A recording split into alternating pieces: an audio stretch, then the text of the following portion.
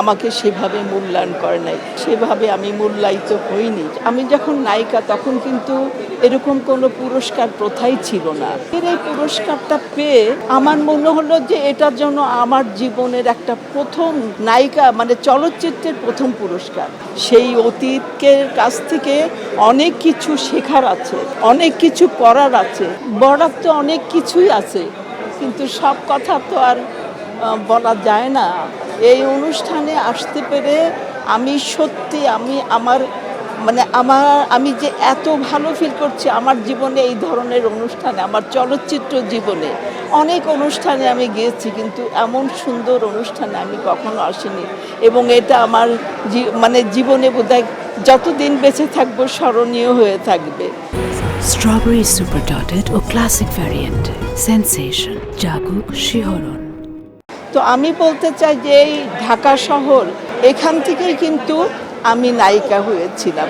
মানুষের হৃদয়ের এই যে একাত্মবদ্ধতা হওয়া, একাত্ম থাকা, এবং মানুষের রাস্তাঘাট বলেন, আকাশ বাতাস যত কিছু আছে সব কিছুর মধ্যে যেন আমার সব স্মৃতিগুলো জড়িয়ে আছে। আমার এই যে আজকে আমাকে যে সম্মাননা দেওয়া হলো, এটা আমার কাছে খুবই একটা মূল্যবান পুরস্কার। কারণ হচ্ছে যে আমি যখন নায়িকা তখন কিন্তু এরকম কোনো পুরস্কার প্রথাই ছিল না, পুরস্কার তখন পেতাম না। কিন্তু আজকের এই পুরস্কারটা পেয়ে আমার মনে হলো যে এটার জন্য আমার জীবনের একটা প্রথম নায়িকা মানে চলচ্চিত্রের প্রথম পুরস্কার। এটার মধ্যে আমার কত কত স্বপ্ন, কত বেদনা, কত ভালো লাগা, মানুষজন, সমস্ত কিছুর মধ্যে যেন আমি ওতপ্রোতভাবে জড়িত ছিলাম। কিন্তু ঐতিহ্য আমি দেখেছি।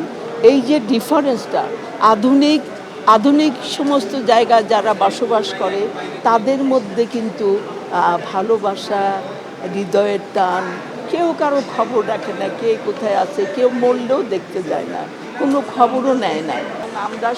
আমরা বলবো যে দেখেন, এই যে আমাদের যে সিটি কর্পোরেশনের প্রশাসক, উনি যে উদ্যোগ নিয়েছেন, আমরা সবাই মিলে এই প্রজন্ম এবং আমরা যারা বেঁচে আছি, আমরা সবাই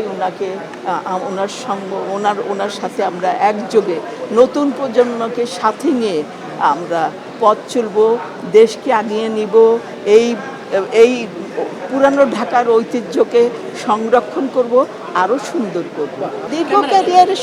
দীর্ঘ ক্যারিয়ারে আক্ষেপ অনেক আছে সত্যিকার অর্থে। মানে যার যে মূল্যায়ন, যার যে প্রাপ্তি, সেটা যদি বলেন তাহলে আমি বলবো সেভাবে আমি মূল্যায়িত হইনি। আমি সত্যি কথা, আমার যে কর্ম, আমি মুক্তিযুদ্ধের সময় যে কাজ করেছি, বা আমি ছবির মাধ্যমে আমি যে কষ্ট করেছি, যে কাজগুলো আমি করেছি, সেগুলো কিন্তু সেইভাবে আমাকে কখনো আমাকে সেভাবে মূল্যায়ন করে নাই।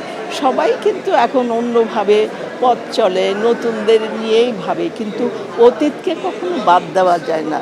অতীত একটা বিশাল একটা ইতিহাস। সেই অতীতের কাছ থেকে অনেক কিছু শেখার আছে, অনেক কিছু করার আছে। সেগুলোই আমি বলবো যে ইনশাল্লাহ আমি আশাবাদী, আমি নিরাশ নই।